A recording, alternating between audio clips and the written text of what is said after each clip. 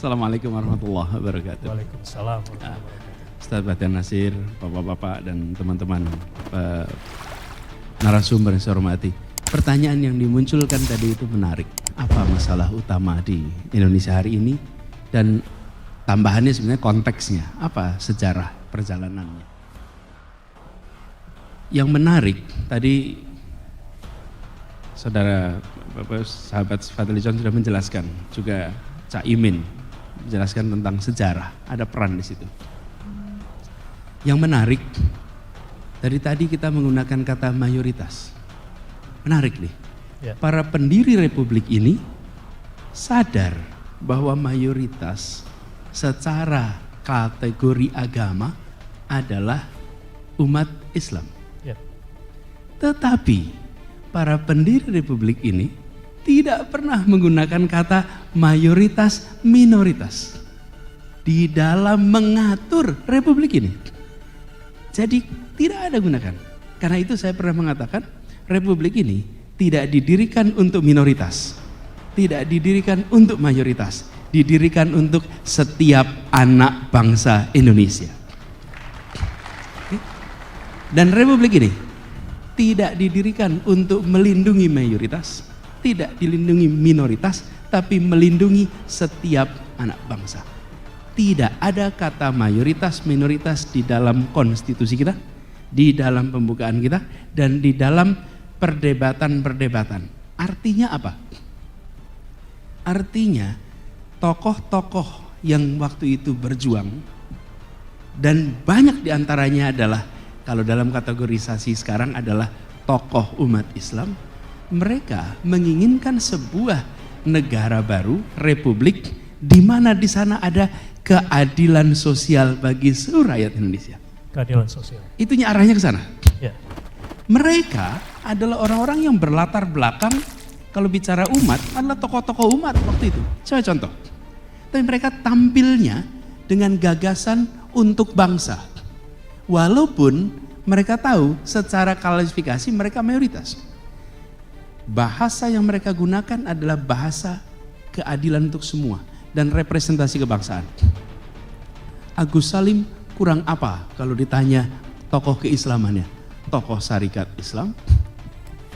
Dalam perjalanan karirnya, beliau kalau dibilang dalam perjuangan selalu sebagai bagian dari perjuangan umat Islam, bapak diplomasi Indonesia.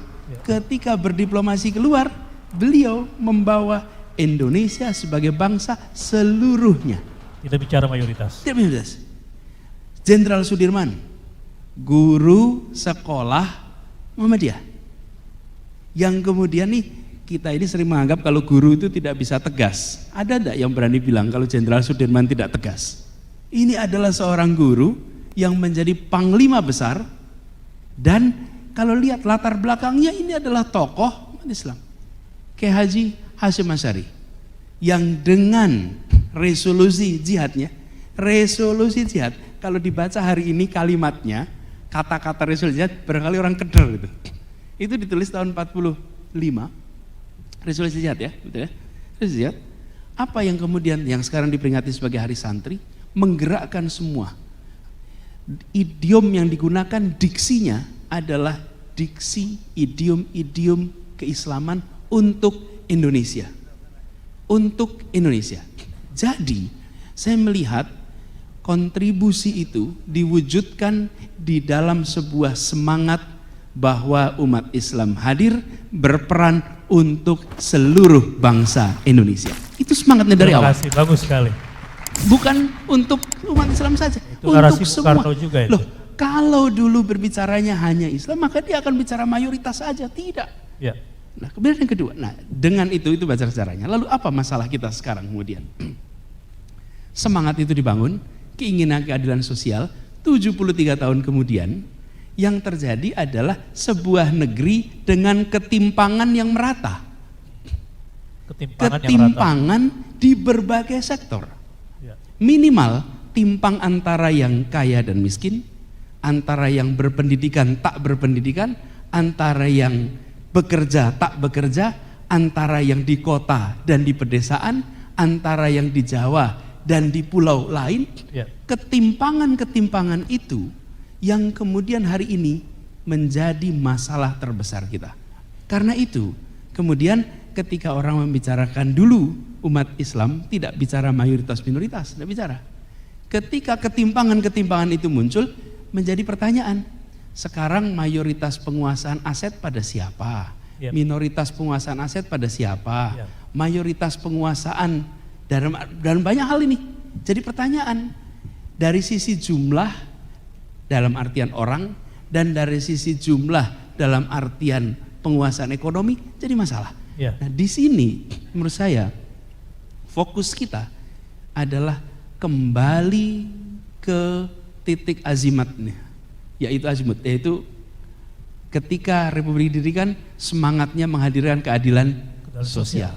Nah, lalu ada gangguan nih dikit, yang tadi dikata kalau pembangunan itu ada 3, bangun politik, bangun ekonomi, dan bangun hukum. Yang satu adalah bangunan ekonomi, satu demokrasi, yang satu rule of law. 2 kita sudah ada, ekonomi udah, demokrasi sudah. Nah, PR kita terbesar ini kepastian hukum. Ini yang kemudian implikasinya pada persoalan-persoalan seperti kriminalisasi, seperti ada proses-proses. Kenapa? Karena kepastian hukum. Kira-kira itu, Ustaz. Terima kasih Pak Anies, luar biasa.